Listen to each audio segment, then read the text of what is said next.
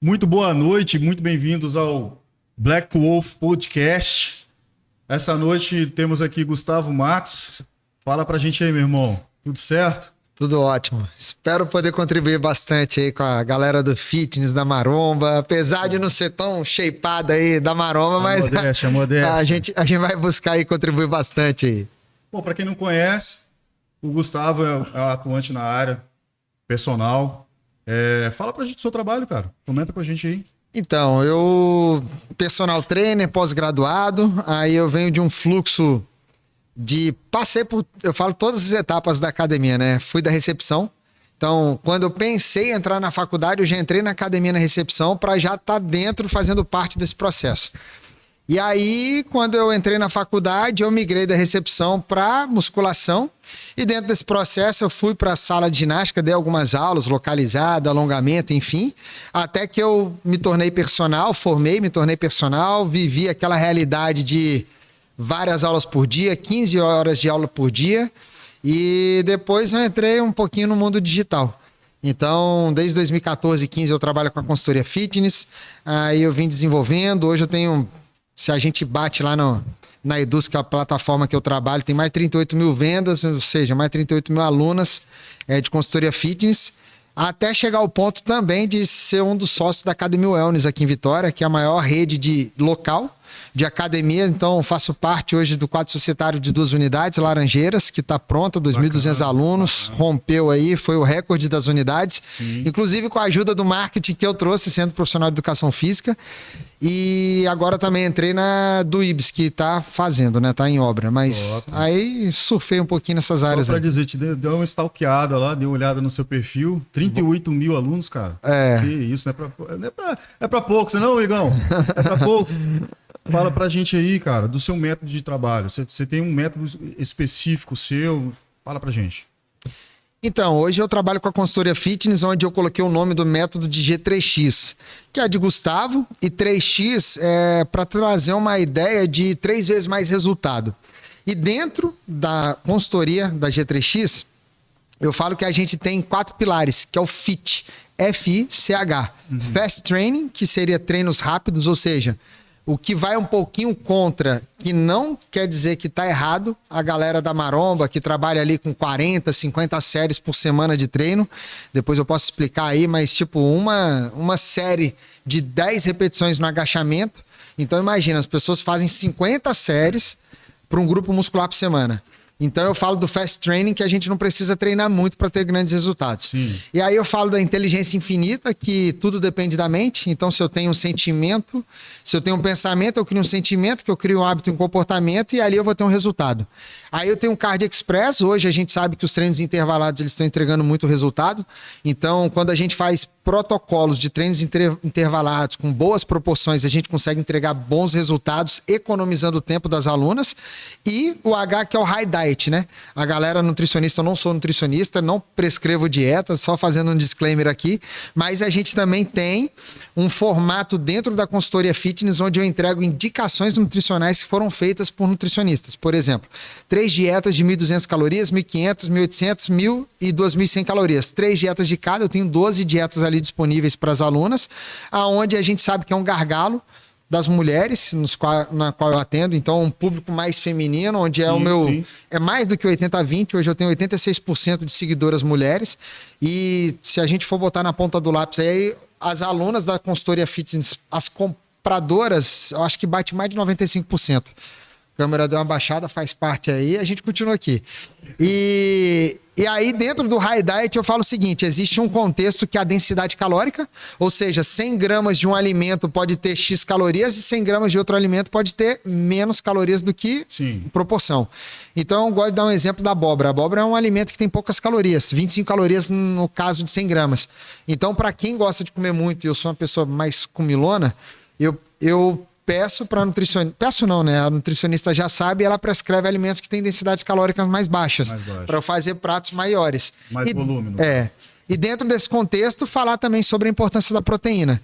A proteína, ela traz saciedade, ela potencializa ali em 15% o metabolismo dentro de um contexto macro. Então, dentro desse cenário, eu falo que são os 4 pilares da consultoria para a gente proporcionar muito resultado. Bacana, bacana. Você falou que 86% aí do seu público hoje é um público feminino. no Isso. caso. Vamos falar do público menor, a minoria, Os o homens. masculino. A gente estava trocando uma ideia sobre séries. Né? Isso. E aí você fez pensar por outro viés que seria não um treino muito longo, né? Por exemplo, um treino de peito, no caso, fracionado na semana. Fala pra gente aí. A gente estava conversando ali nos bastidores. Em que off. off. E qual é o contexto hoje, né? Como que a gente precisa pensar num treinamento para independente da pessoa? A gente precisa entender o nível de treinamento dela, a frequência semanal de treino, se ela de fato tem algum tipo de lesão, limitação, se faz algum tipo de esporte. Então, hoje você vê que um lutador de vale tudo, ele tem que fazer vários tipos de treino. Ele tem que fazer o MMA dele, ele tem que fazer um treino, um cardio, ele tem que fazer o treino de musculação. Então, acaba que dentro desse contexto de elaboração, a gente tem que evitar a concorrência. O que é a concorrência? É quando o estímulo de um treino interfere no estímulo de outro. Mas vamos falar da galera maromba que está ali só fazendo um cardiozinho A galera da academia querendo mesmo. treinar. Isso. Então hoje você pega aí a galera maromba, eles estão aplicando ali na casa de 50 séries por semana. O que seria 50 séries por semana? Vamos falar que o seu 3 de 10 no supino são 3 séries. Então você tem que pensar quantos supinos, ou então quantos exercícios de peito eu vou fazer no dia, se você vai treinar essa série outra vez na semana e a gente precisa contabilizar quantas séries vão bater. E aí, quando a gente começa a ampliar esse cenário, a gente está vendo que hoje a ciência mostra que 20 séries já é suficiente, mas também temos artigos mostrando ali que 32 séries para membros superiores estão valendo, são bons, e para membros inferiores a gente bate 45 séries, por exemplo. Então, dentro desse cenário que começa a vir a construção, nível de treinamento corresponde, quanto maior nível de treinamento, mais eu preciso treinar, porque, por exemplo, você é um cara treinado, quantos anos você tem de treino? Uns 10 anos. Então, uma pessoa com 10 anos de experiência de treinamento, ela já sabe que o resultado começa a ficar mais achatado. Isso. Então, a pessoa destreinada, quando ela entra na academia, ela vai ter um resultado muito melhor do que você que tem 10 anos. Por Sim. quê? Porque você vai achatando aquela questão do resultado. Se eu ganho 2 quilos de massa muscular no primeiro mês, não quer dizer que eu vou ganhar 2 no segundo, 2 no terceiro, 2 no quarto Eu e vai sei bem o embora. que é isso. Aí você vai achatando. Então, hoje, para você ter um bom resultado, que é uma vírgula, cara, você sabe a dieta que você tem que fazer, a disciplina que você tem que ter. Então, dentro desse cenário, é o que eu estava falando lá. A gente pode escolher treinar um grupamento por semana, e aí a gente lança 7, 8 exercícios. Por exemplo, se eu fizer 8 exercícios, 4 séries na semana, a gente já vai romper ali 30, 40 séries. Sim, Então, a gente cai dentro de um padrão muito bom. E agora, se a gente for fazer, sei lá, 4 exercícios de peito, que é o tradicional. Aí, se a gente faz No 3 caso, 2 vezes na séries de 4 exercícios, vão dar 12 séries no dia. Sim. Cara, dentro da ciência tá pouco. Então, o que eu preciso? Eu preciso fazer um treino na segunda e um na quinta. Então, é escolha. Eu posso treinar o mesmo grupamento uma vez na semana, 2 vezes, 3 vezes, até mesmo todo dia. Aí começa a impactar o pessoal. Não, como assim? Você está falando que a gente pode treinar o mesmo grupamento todo dia? Pode. Se você pegar um volume muito baixo diariamente, você consegue ter uma recuperação adequada para isso. Esse treino que você citou, por exemplo, a gente faz muito do ombro. Então, a intensidade do ombro, de treino. Panturrilha. Tal, Você vê a galera da história do Arnold, ele fazia 3 exercícios todo dia, 50 séries por semana. Por exemplo, muitas das vezes chega na academia, porque você precisa ter um volume maior no ombro, o que você faz? Aquece o ombro. Já faz 2 exercícios. Já faz um lateral, um frontal. Para quê? Para aquecer o ombro e tal. Vou aquecer, vou fazer o ombro. Então, você vê muito nesse raciocínio que você acabou de citar, no ombro, né? Como exemplo, né? Isso. E aí existe muito esse cenário, né? Não é dissociando, mas a galera maromba tende a gostar de treinar mais. E hoje a gente vê que a ciência ela pede um pouco menos, não que essa galera da maromba esteja fora da ciência. Hoje você vê assim, membros superiores, eu particularmente nunca vi um artigo passando de 32 séries. Mas você vê ali o Muzi conversando na rede social dele, você vê uma galera que puxa 50 séries ali. Sim, sim. E tá tudo bem. Eu vi um que o Arnold, ele fazia peito e costas, juntos, no caso, que era o treino dele. O que você acha? Acho que nesse caso é inviável. Não, pode ser. Tudo é viável. Agora tem que... Fracionado, sim. Por exemplo, peito e costa é inviável? Depende. Vai treinar tudo num dia? Cara, 50 séries, 40 séries, aí vai ficar bem desgastante. Então, seu rendimento vai cair muito. Agora, se eu faço peito e costas 3 vezes na semana, 10 sériezinhas vamos botar 9 séries ali, 3 exercícios. Cara, vão dar 6 exercícios. Cara, super viável. 6 exercícios todo dia. Todo dia não, 3 vezes na semana. Então, com 3 séries, a gente começa a encaixar 9, 18, 27. Tá dentro de um padrão. Então, assim, é pensar mais amplamente, sabe? Como que a gente vai encaixar para a realidade que a gente está encontrando. Isso sem falar que você acaba treinando outros grupos musculares, né? É. Você tá treinando, por exemplo, o peito, vai treinar ali o tríceps e por aí O vai. ombro. O ombro. Então, por exemplo, o pessoal que está em casa, supino reto trabalha mais ombro que um desenvolvimento. Aqui. Então, esse exercício trabalha essa parte anterior do ombro mais do que o próprio desenvolvimento. E aí existe um outro cenário. Quando a gente vai pensar numa prescrição, quando eu falo, eu estou fazendo um supino, eu estou contabilizando para qual grupamento? Eu, Gustavo, contabilizo peito, ombro e o tríceps. Ah, Gustavo, mas eu sei que um isolado, de repente, que é um exercício que trabalha somente o tríceps, pode, sei lá, ter uma eficiência melhor. Volume maior, por exemplo. Mas dentro desse contexto, a gente não pode largar de lado. E aí você pega hoje um dos grandes profissionais da nossa área, que é pautado também nessa linha dos marombas, que tá ali com música, que tá bem dentro dessa galera, que é o De Salles. Hoje você vê ele falando, pô, se a gente tá fazendo um exercício ali de peito, você vai contabilizar como? Cara, existe artigo que mostra, cara, por mais que não seja tão eficiente, é 1 para 1. Ou seja, uma série de supino contabiliza uma série para o tríceps. Então, assim, tem que ter uma sensibilidade. O profissional de educação física hoje tem que fazer uma matemática para estar dentro desse cenário. Olha só que engraçado também. A gente está falando somente número de séries. Sim. Aí, por exemplo, e se eu for contabilizar o número de séries, mais a carga que eu pego, mais a repetição que eu faço?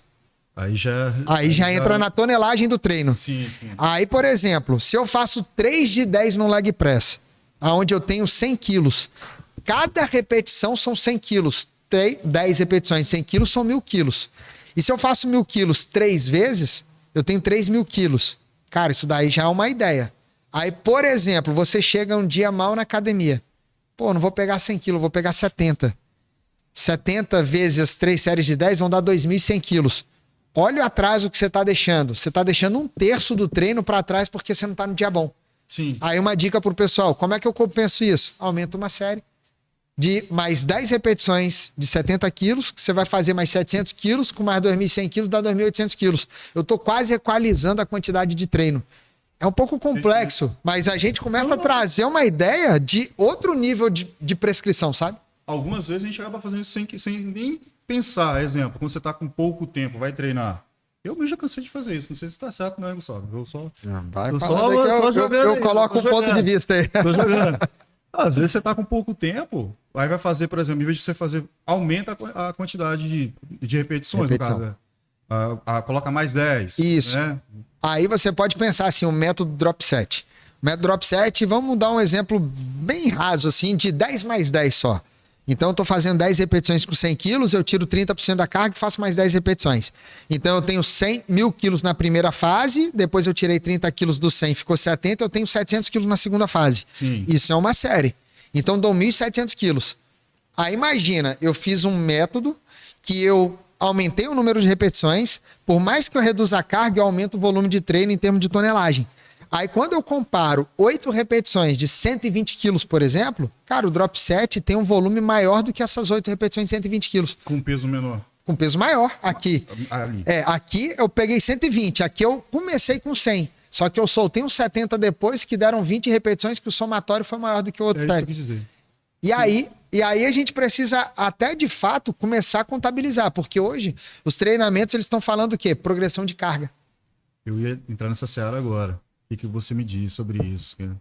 Bom, aí a progressão de carga a gente pode fazer como? Elevando o peso, elevando o número de repetições. Então, por exemplo, se eu tenho 100 quilos com 10 repetições, eu vou progredir a carga para a semana que vem em 20%. Cara, se eu fizer 12 repetições com os mesmos 100 quilos, aumentei 20%. Ou então eu aumento para 120 quilos as 10 repetições. Então, são duas formas de você progredir a carga e fazer toda essa evolução. Então, você pode trabalhar essa evolução também. O cara chegou lá, vai fazer um supino, por exemplo. Você aconselha ele chegar a carga máxima e ir regredindo, ou aos poucos ele ir subindo o peso? Por exemplo, eu aqueci. Eu aqueci. Digamos que eu aqueci ali com meus 20 quilos ali, coloquei mais 30, mais 10, mais 10. Até chegar ali a base ali dos 50 quilos de cada lado, por exemplo. Você aconselha o cara a ir subindo o peso ou ele começar a carga máxima, já que ele já tem uma ideia de quanto ele pega, e regredindo? Então, aí a gente já tá falando de falha. Treino até a falha. Então, se ele vai de carga máxima, a gente subentende que o máximo daquela carga é referente a algum tipo de repetição. Ou seja, máxima de quanto? 50 quilos, você faz quantas repetições? 8. Top. Então, a gente pode pensar o seguinte. Primeiro, a falha não é obrigatória. Sim. Então, hoje a ciência é muito clara.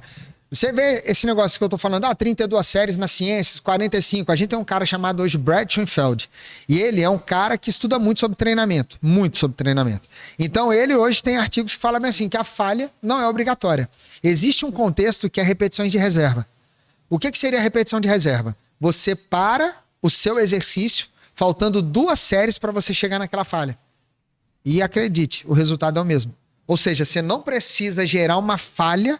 E o que é falha? Quando eu perco para resistência ou quando eu perco o movimento mecânico de fato daquele exercício. Então eu tô aqui numa rosca direta, eu começo a me empenar todo para puxar, mano, para que já deu.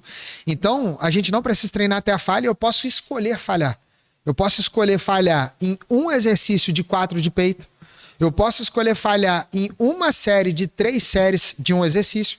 Eu posso escolher falhar uma semana dentro das 4 semanas que eu tô treinando. Então vai depender também. Eu particularmente, assim, a falha, cara, pra pessoa que tá assistindo, o pessoal não consegue treinar na falha, não. É difícil. Eu sei mesmo. Se a gente colocar na ponta do lápis hoje, eu vou falar, e aí existem estudos também mostrando, a mulher, mais de 80% erra na carga e no número de repetições, e o homem bate na casa de 60 e poucos por cento. Ou seja, o que seria isso? Você tem um peso para um determinado número de repetições. Aí a pessoa fala bem assim, faz o seguinte, eu tô do seu lado, você tá fazendo 10 repetições com 50? Cara, aumenta aí. Vamos falhar? Tinha gente passando de 30 repetições. Aí você olha assim e fala, não é possível. É verdade, 32 repetições. Então, de fato, se alguém tiver do seu lado, você vai fazer 12, 13, 15. O psicológico vai ajudar bastante. Vai ajudar bastante. Aí a falha é outro nível também de entendimento. Entendi. Vamos voltar agora à parte lá, os 80 e poucos % que você de mulheres. De mulheres lá. Isso. Foco, qual seria? Principalmente a galera que tá começando, a galera que chega na academia, às vezes parece que é um mundo perdido, não sabe nem o que é aquilo que ela tá fazendo lá. Fala pra gente aí. Então, eu penso assim, o treino curto é o que a ciência entrega. Mas hoje eu penso um pouquinho antes do processo. Hoje a gente sabe que para você criar um hábito, você tem que quebrar a barreira de entrada. Por exemplo, se você está sem treinar e eu falo que você vai ficar 1h30 e fazer aquele tal do cardio de 30 minutos todo dia, e a galera maromba faz mais ainda, 2 cardios por dia, fora o treino. É o de jejum, o do final da noite e o treino na hora do almoço. Cara, se você colocar isso pro dia a dia comum de uma mãe que tá ali, dia a dia corrido, família, trabalho, o dia inteiro. Essa conta não fecha. Às vezes nem se alimentou direito também. Essa conta não fecha. E aí, como que a gente faz para a pessoa criar uma assiduidade? Hoje a gente sabe da história do babies steps, né? Quando você tem pequenos passos ali, pequenos degraus todos os dias. Então você faz o quê? Você entrega um treino curto para a pessoa ir lá, dar o check dela, esse check dá um boom no sistema dopaminérgico e a pessoa fica mais empolgada. Pô, fui lá e treinei. Cara, você tá feliz? Então, uma dica, acabou de fazer algum tipo de compromisso que você tem, comemora. Agradece, comemora. Por quê? Porque você começa a trazer um fluxo positivo. Então, para a pessoa que está entrando, primeiro, destreinado precisa treinar menos do que uma pessoa treinada. E, dentro desse ponto, a gente monta um treino que é econômico. Quando eu faço um agachamento, eu estou contabilizando ele o quê? Coxa, eu contabilizo bumbum e, dependendo da pisada, eu contabilizo os adutores na hora do treino. Então, eu não fico fazendo aquele fracionamento de agachamento é para coxa, aquele fracionamento de um dia de coxa, um dia de posterior, um dia de bumbum. Sim. A galera maromba adora isso, eu já não sou tão fã. Agora, tem como fracionar? Tem como. Agora, tem que saber fazer. Mas, particularmente, fracionar coxa de bumbum, como que você vai fazer um agachamento que você não está contabilizando o bumbum? Cara, agachamento trabalha bumbum, leg press trabalha bumbum, afundo trabalha bumbum, o stiff do posterior trabalha bumbum, o levantamento terra trabalha bumbum, todos esses exercícios trabalham bumbum. Agachamento seria o top? Todos. Agachamento livre, o Smith, o Só que aí você Eu tem... falo no sentido de um aparelho ali para pernas, no caso, inferiores. Isso. Agachamento em primeiro lugar? Ah, Seria o mais completo? ele é bem completo, mas tem a fundo, tem vários. Sim, Levantamento sim. terra também, estruturalmente, o levantamento terra exige até mais da lombar. Então, assim, tem vários. Entendi. Mais uma dica boa pro pessoal de casa, todo exercício traz uma mecânica diferente. E esse estímulo mecânico diferente no músculo gera estímulo de hipertrofia diferente. Por quê? A hipertrofia ela não é linear. Ou seja, meu bíceps está aqui. Eu tenho a parte medial, a proximal e a distal. Sim. Quando eu faço um exercício no squat, eu posso ter mais hipertrofia numa parte do que em outra. Só que quando eu vou fazer uma rosca bíceps na polia, eu posso ter uma outra área sendo mais hipertrofiada. Então, uma boa dica é você fazer o quê? Fazer um fluxo de diferentes exercícios. Porque você consegue trazer uma harmonia melhor. Fala sobre execução. A gente está na academia, vou falar como público. Uhum. Você entra na academia hoje, a galera que tá assistindo aí. Você entra na academia hoje. O que mais você vai ver é a execução errada. Muitas das vezes. O aparelho a pessoa vai usar. Uhum. A importância nesse caso de fazer o exercício de uma forma correta. Porque muitas das vezes a gente se ilude achando que o peso é que vai fazer a diferença. Então, tipo assim, principalmente a gente que é homem, pensa assim, vou colocar mais peso. É ego, né? O ego, óbvio. Se tiver um gym treino ali, um amigo ali de treino ali, ele vai parar, vai botar 4, 5 barras, né? Óbvio, é um exemplo, hein, gente? Não é que eu pego só 5 barras, não, pelo amor de Deus. Você só sabe, hein, Igão? Vai embora. Igão tá sentadinho ali. Vai lá, manda aí. Então, o que é o peso? O peso é a intensidade do treino. Ponto. Então, quanto mais carga eu pego, melhor? Não, é um treino intenso, quer dizer que é um treino pesado. Mas existem outras variáveis que são variáveis de dificuldade e não de intensidade que a gente precisa levar em consideração. Sim. Por exemplo, a amplitude do movimento. Eu vou pegar 80 quilos no supino e eu faço um movimento aqui, ou eu vou pegar 30 quilos no supino e eu faço um movimento aqui. Hoje a gente sabe que quanto maior a amplitude do movimento, melhor para a hipertrofia, independente de uma carga mais leve. Então a gente precisa explorar isso daí. Então, quando a gente vai treinar, a gente precisa pensar no movimento em primeiro lugar. Então, toda a prescrição de treino, pelo menos minha, eu coloco o quê? Cadência, que quase ninguém sabe do que é. A cadência é o tempo que a gente gasta para fazer uma repetição. Sim. Ou seja, se eu desço em 2 segundos e eu empurro em 2 segundos, eu tenho uma cadência de 2020. Pô, Gustavo, de onde você tirou esse 2020? É que os 2 zeros são as fases de transição. Eu não perco tempo lá embaixo, eu não perco tempo lá em cima. Eu deixo o movimento contínuo. Agora, eu posso escolher uma cadência de 5.010. Eu coloco muita carga e vou naquela pressão trepidando, devagar, e aí eu vou explodir. E aí, a sua respiração, você tem até um bloqueio da glote. Sim, sim. Você trava, aí qual o momento que eu respiro? Aí você tá no meio do caminho, você... Entendeu? Então você conecta a respiração com a alta carga. E aí você ajusta a cadência.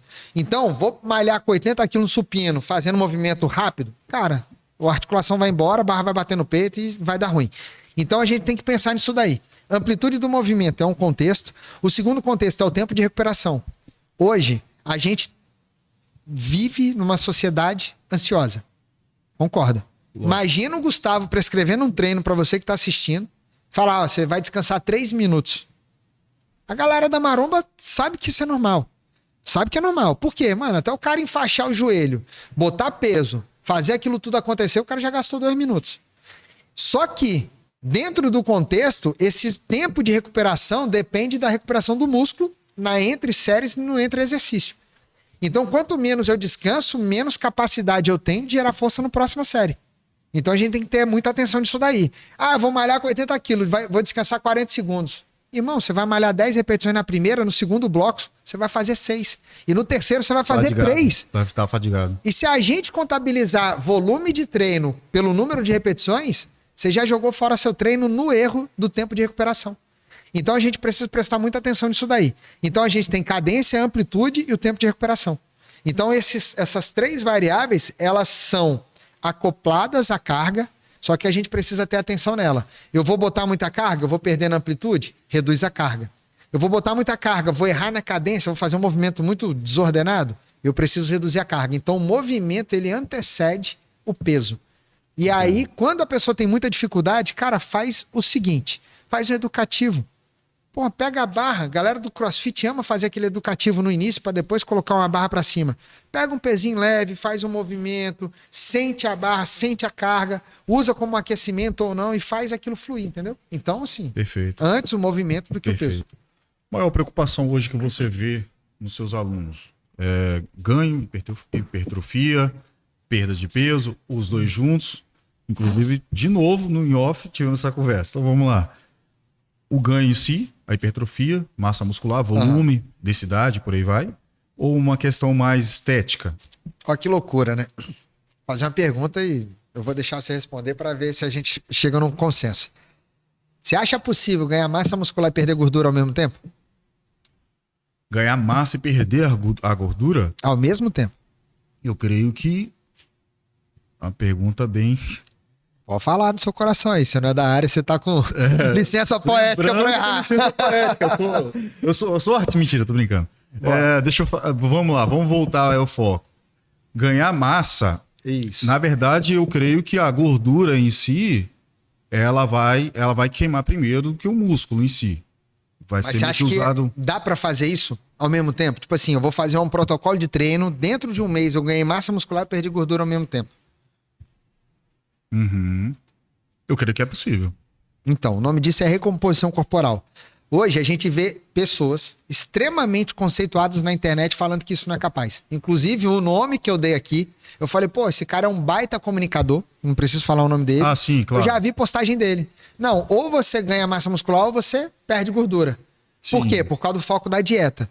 Tá tudo bem. A dieta, ela precisa responder pro seu objetivo. Cara, se eu quero ganhar massa muscular, eu preciso estar comendo um pouco mais, que a gente Sim. chama de superávit calórico, quando eu Sim. como um pouco mais de caloria do que eu gasto. Para ganho de peso e por aí vai. Isso. Só que a gente pode ajustar uma dieta no meio do caminho que ou empata ou dá umas 200 calorias a mais, 300 calorias a mais dentro do contexto.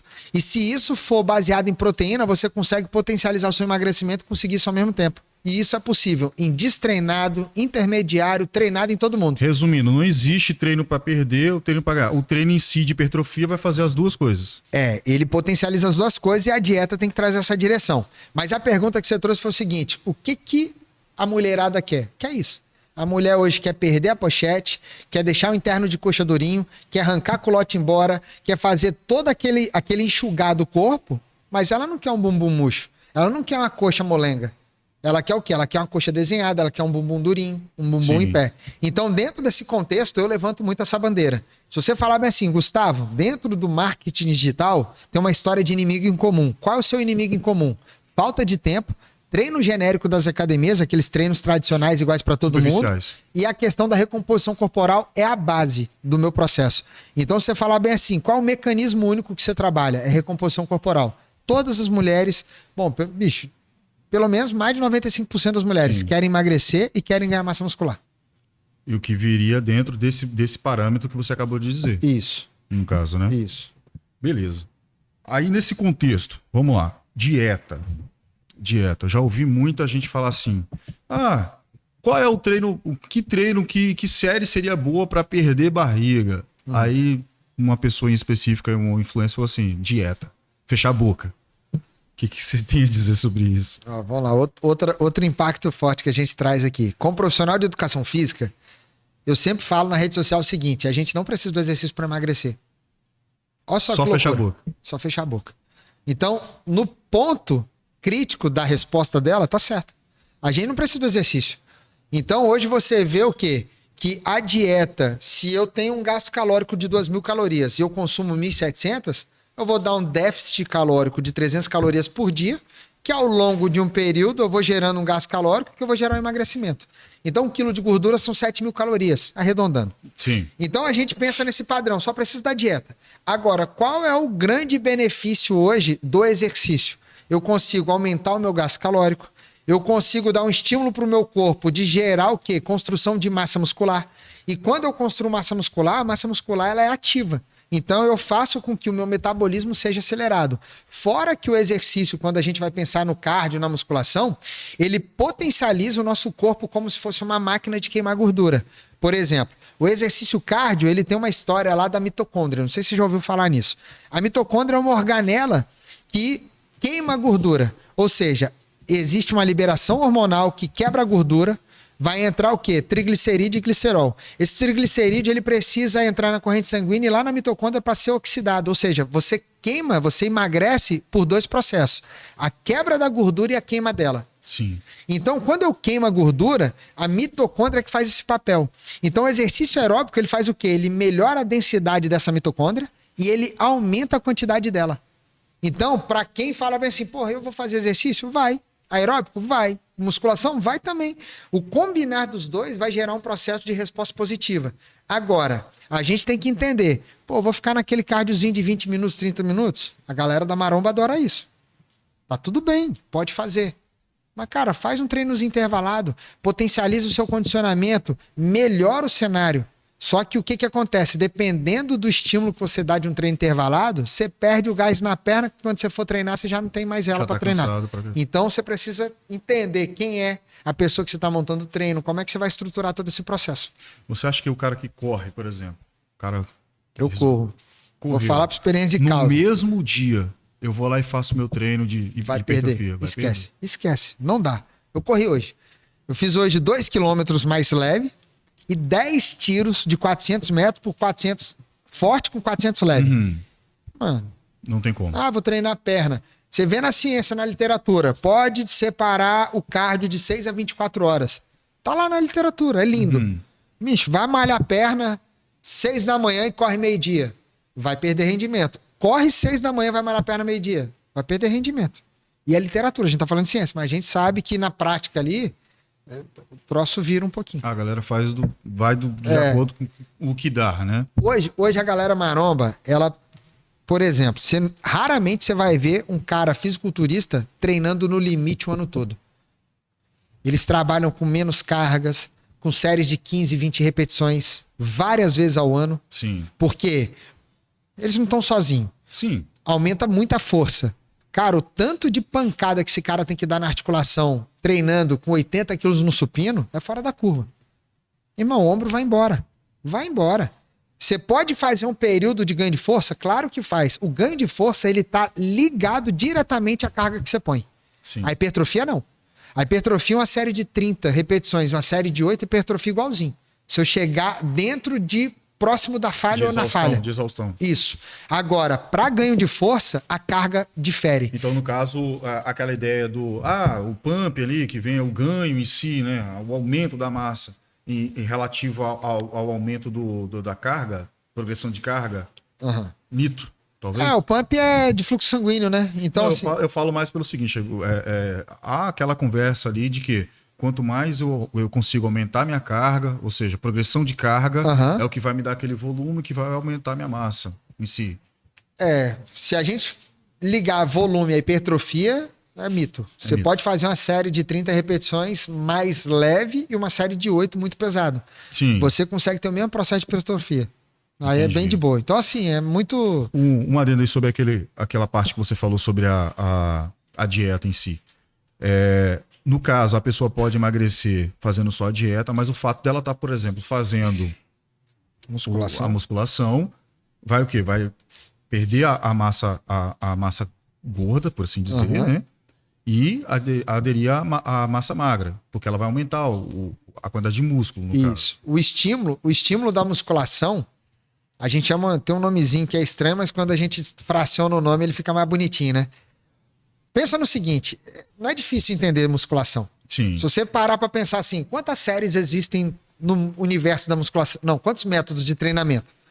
Drop set, rest pause, pico de contração, 3 de 10, 12 a 15 repetições, tem vários. Sim. Vários métodos, onda, pirâmide, enfim. Só que eu falo que existem 2. Quais? O de muita carga e de pouca carga. O drop set. Resumindo tudo. Resumindo, mano, você vai trabalhar com nível de repetições altíssima. Pico de contração, você vai ter um tempo de execução altíssimo. E 3 de 8, 3 de 6, ou então de 8 a 10, onde tem uma margem de repetição, é isso. E aí para e pensa, o exercício resistido nada mais é do que uma resistência no músculo. Eu consigo aplicar isso dentro da academia, com elástico, dentro da minha casa, num box de crossfit, na academia do meu prédio, que tem 3 aparelhos, em qualquer lugar. E aí, esse exercício, a gente tem um negocinho que chama de mecanotransdução. É a carga mecânica sendo traduzida dentro da célula. Aí existe hoje até a história do método mTOR, ou então a galera que fala sobre um negócio de mTOR. mTOR é o eixo que está dentro da célula que você vai dar esse estímulo. Então o estímulo vai gerar uma carga mecânica que vai gerar um estímulo dentro desse eixo, e esse eixo, no final dele, vai ter uma resposta de síntese proteica. O que é a síntese proteica? Quando eu sintetizo proteína, eu estou construindo músculo. Sim. Agora, o treino de musculação que estimula a síntese proteica vai dar hipertrofia? Não necessariamente. Porque se eu treino hoje no volume, amanhã eu dou outra porrada, amanhã eu dou outra porrada, você não tem tempo De suficiente recuperação, no caso? para construir. Então, essa análise ela precisa ser precisa. Porque o estímulo da musculação é ótimo para hipertrofia, mas não necessariamente vai ser Predominante, no caso. predominante a hipertrofia. Por quê? Entendo. Porque você pode errar no estímulo. Então, dentro desse cenário, a musculação vai gerar um estímulo que, quando você está na construção do músculo, seu corpo não está ligado numa tomada. Ou seja, eu dou um exemplo muito clássico, meu público é muito feminino. A mãe, quando amamenta, ela aumenta em 500, 600 calorias. O gasto energético dela do dia.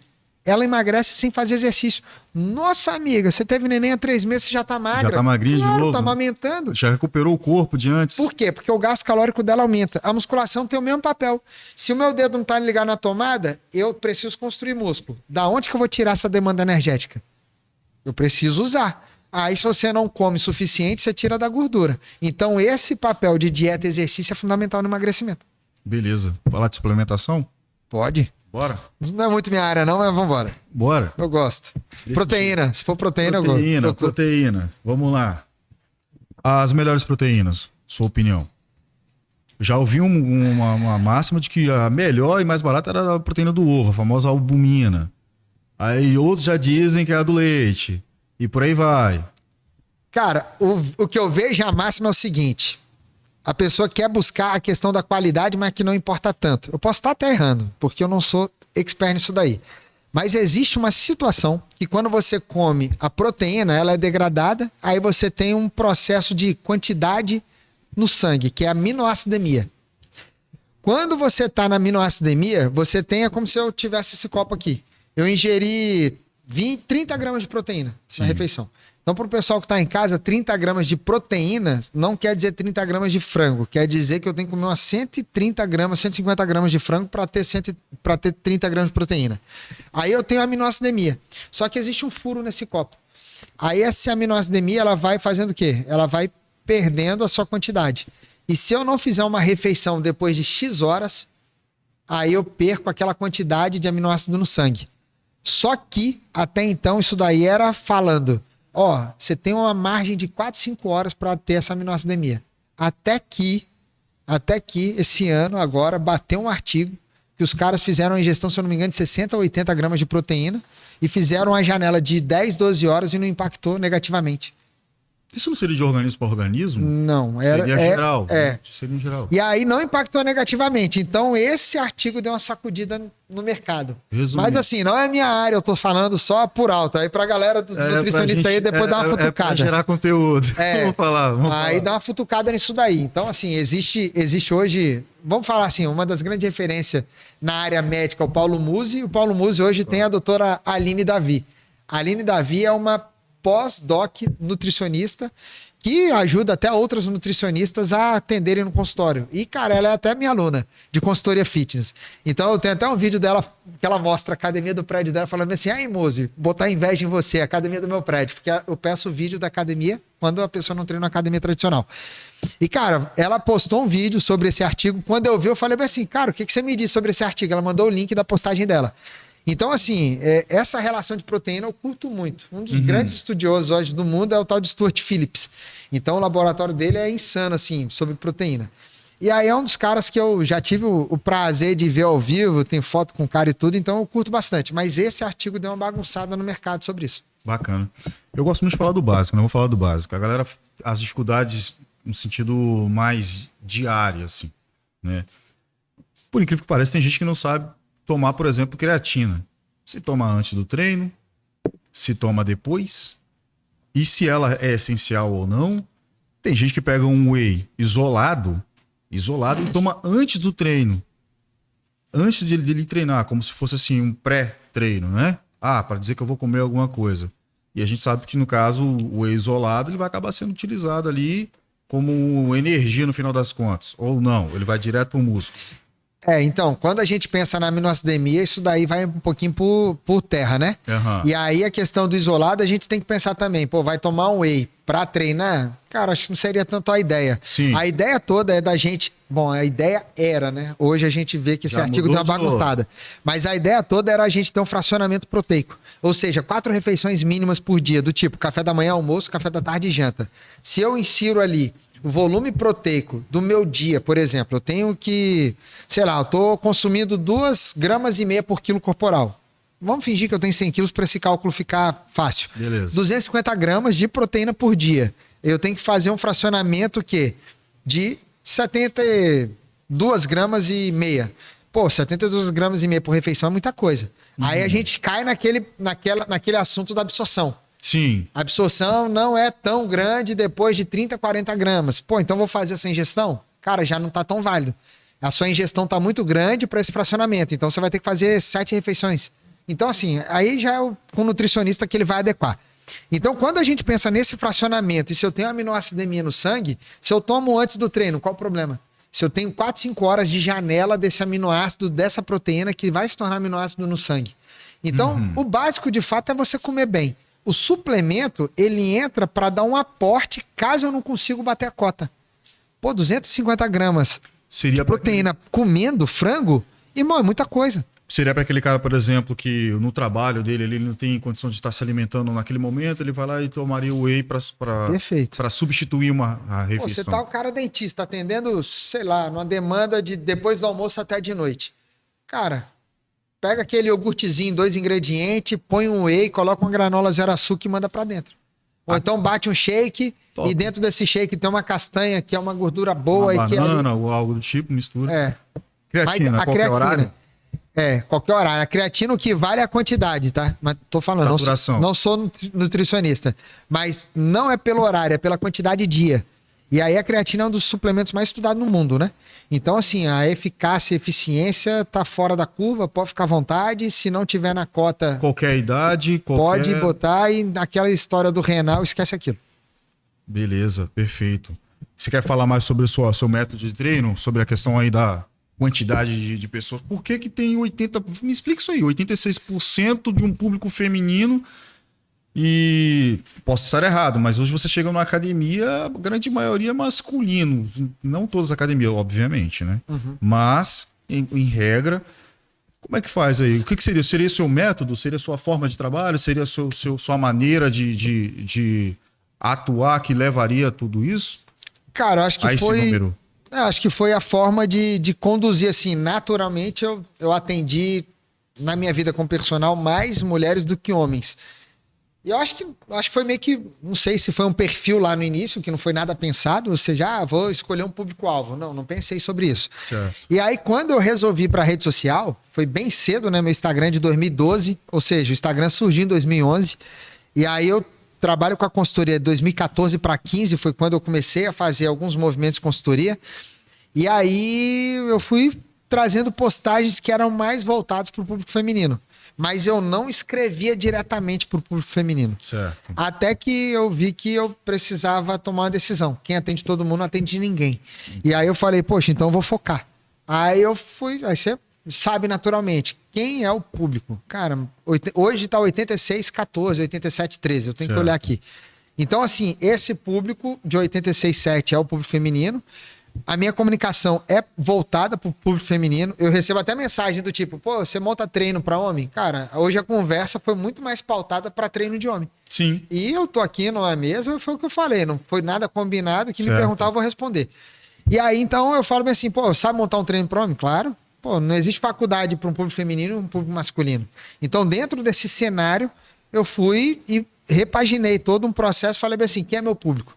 Então, hoje eu vejo que o meu público comprador nem são menininhas de 20, 23, 25. São mulheres mais maduras, Sim. de 35, de 38, que tem dia a dia corrido, que tem uma filha, 2 filhas, que trabalha, ou então que tá, sabe, com essa correria do dia a dia.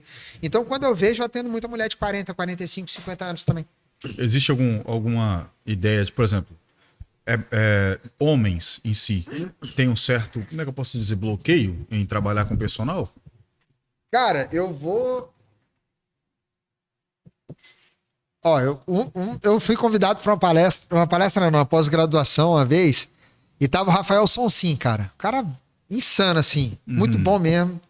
E aí ele falou, pô, não foi nada dele, não. Vou lembrar aqui. Aí a pessoa, não, foi do, eu vou lembrar o nome do nutricionista. Foi de uma empresa aqui, de suplemento, Certo. da marca da loja, não do Certo. suplemento. Aí chegou lá, cara, quando ele falou de um atleta, que ele conversou sobre o valor proteico que ele estava ingerindo, ele falou, irmão, tá muito alto e o balanço nitrogenado. Eu não sei muito essas contas, não. Eu lembro que ele falou, pô, o seu balanço nitrogenado tá muito elevado. Eu acho que foi elevado que ele falou. Aí o cara falou bem assim, não, mas eu tô acostumado com isso.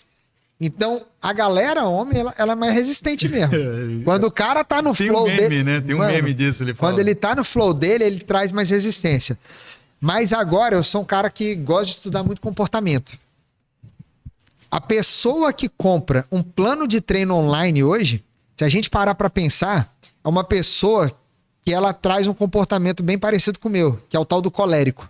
O colérico é o cara que é pontual de horário, que ele não gosta de dar muita volta. Então, tipo assim, quando você for conversar comigo, você tem que falar bem assim, irmão, como é que eu faço isso para chegar aqui? Certo. Você não pode falar da sua vida antes para fazer um terreno para depois fazer a pergunta. Certo. Você deu 7 segundos, você não fez a pergunta, eu vou falar bem assim. Quer chegar onde? Porque é comportamental. Então, o homem, eu acredito assim, que eu encontraria mais coléricos dentro com mais facilidade de venda. Até. Certo. Só que o público é feminino, cara. De repente a mulher é mais sanguínea, a mulher é mais aquela coisa de gosta mais de conversar, como é que funciona, como é que... Sabe? Pergunta mais, se É, interessa mais. isso. O homem normalmente ele olha e fala assim, acho que aquele ali eu sei fazer. É. Então, assim, enfim, mas o homem, ele é meio autossuficiente. Matando homens também, matando homens. Faz sentido, pior que faz sentido. A gente vê muito na academia, o cara chega e para do lado, ele olha você fazendo e tal, ele fala, pô, esse cara tá olhando eu fazer meu exercício aqui, aí dá alguns segundos assim, aí você percebe que na verdade ele só tava tentando ver a execução, entendeu? É. Ele poderia muito bem te perguntar, e aí, pô, tá certo o que eu tô fazendo? Já acontece até. Aham. Aí o cara fala, pô, tá certo o que eu tô fazendo e tal, ou dá uma olhada aqui. Mas é muito raro. Normalmente o cara fica olhando, aí você tá ali fazendo. Você fala, que cara tá me olhando, cara? Eles são Aí mais você- fechados, né? Eles são muito de enturmar, né? Mas depende. Se você pegar um cara mais influente, eu sou bem influente, assim. Eu sou meio fechadão porque eu tô sempre ouvindo alguma coisa treinando, né? Mas eu sou um cara que tem uma comunicação bem fluente, cara. Eu sou bem fluente mesmo, assim. Então, assim, se tiver numa academia ali, mas eu sou colérico também. Eu sou direto ao ponto. Mano, entrei é pra fazer o que eu preciso fazer e ir embora. Aí se eu parar pra conversar, eu preciso parar o treino, assim. Que eu não... Eu vou voltar a um assunto lá atrás, que a gente veio falando de vários assuntos seguidos, que você falou, inclusive, eu acho que até eu mesmo cometo esse erro aí, que é o seguinte, eu faço a minha série e eu tenho uma mania de querer encurtar meu descanso. Ansiedade. Trabalho comportamental aí. Por quê? Você é uma pessoa ansiosa. Eu quero fazer... Por que vocês estão rindo aí? Não pode rir. Ei. Ó, nem conheço Ei, ele. Nem ei. conheço ele, hein? Ansioso? Ei. Ansioso, menino? Ele? Se tiver com fome, então, né, meu? Tô com fome. Cara, é né? comportamento. Então, assim, por isso que eu falo que é interessante a gente entender o ser humano que tá por detrás ali. Porque, assim, eu consigo pegar... Cara, se eu for dar uma aula presencial, eu consigo pegar no olhar. Certo. A pessoa tá ali, quando eu vejo que tá... Começa Começa a batucar do nada. ou então balançar o pé, ou então tá mexendo o tempo inteiro. Anda cara. pra lá e pra cá, anda pra lá, e dá pra umas cá. 3 voltas. Fala assim, não, já deu umas 3 voltas, já tá mais que suficiente. Mano, aí já... Não, pra você ter ideia, no meu caso, vou falar de mim. Eu acho, E a pessoa que encurta tempo de descanso, geralmente treina fora do peso que aguentaria. mais pesado, no caso. Menos. Menos pesado? É, você descansa pouco, você faz a primeira série, a segunda, se você descansar pouco... a Loucura, terceira- normalmente eu treino mais pesado. É Eu porque... treino mais pesado. Faz o seguinte, então faz um teste. É porque talvez é uma impressão. Se você fizer 10 repetições com 40 quilos cada lado, Sim. supino, Aí você descansa 40 segundos. Pô, vou treinar mais pesado. Não. Aquela carga é de 40. Mas a sua percepção de cansaço foi porque você reduziu uma dificuldade, um tempo de descanso que traria uma dificuldade maior, você reduziu esse tempo, então você acha que você está treinando mais pesado. Agora, a carga por si só, que é o peso do treino. Descansa 40 segundos, faz 3 séries de 10 amanhã. Aí você pode manter o mesmo exercício, dá um descansão longão. Eu sei que isso daqui não é um teste, porque você já está fazendo 3 séries ali, você já está trazendo cansaço desse teste. Mas faz o seguinte, vamos fazer um negócio bem feito. Faz 40 quilos no supino, descansa 40 segundos. Amanhã, hoje é terça, né? Isso. Então, já tô entregando o dia, a gente tá gravando isso daqui. Pode falar que é gravado? Vai contar? Vai contar? Vai contar? Pode falar que é gravado? Vai lá. Tá bom. Vambora. E aí chega na sexta-feira, você faz o mesmo treino, só que você descansa 2 minutos e meio. Mano, você vai ver que os 40 quilos vai ficar leve. Aí você vai falar, porra, mano, tá leve esse negócio. A percepção de cansaço no treino anterior, ela é maior. Mas o peso de treino, no descanso maior, ele é maior. Eu falo isso porque eu passei a querer revezar aparelho. Olha as ideias. Pra me forçar a esperar. Então seu grau de ansiedade tá pesado, velho. Não, porque normalmente quando eu chego na academia, aquela coisa de você querer... Vambora, um atrás do outro, mas isso atrás do outro. Cara, mas mete uma carga então, você tá devendo peso. Você botar carga, nem que você queira. Não vai, mano, não vai. Se você meter, sei lá, malho supino com 50, mano, dá 65. Entendo. Chapa, velho. Mas eu fiz 8. Mano, descansou 40 segundos, você não vai fazer 3 na próxima.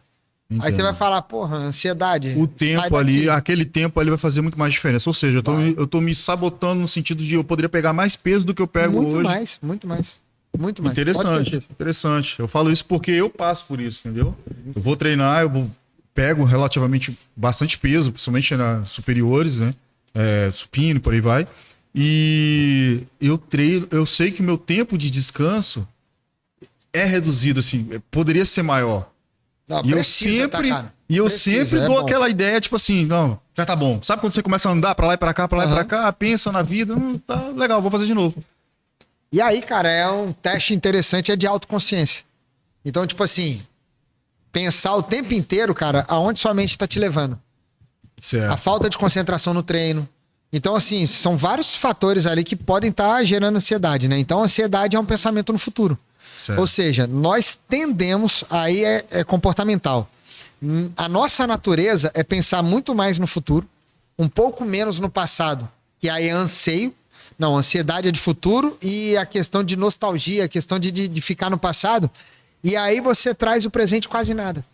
Então, quando você estiver treinando, cara, pensa o quê? No processo de respiração, onde a sua mente está te levando, faz esse flow ali acontecer e relógio, velho. Não, isso aí eu vou trabalhar. Isso aí relógio. Você já me convenceu, que eu preciso segurar essa ansiedade. Alguém vai falar porque eu...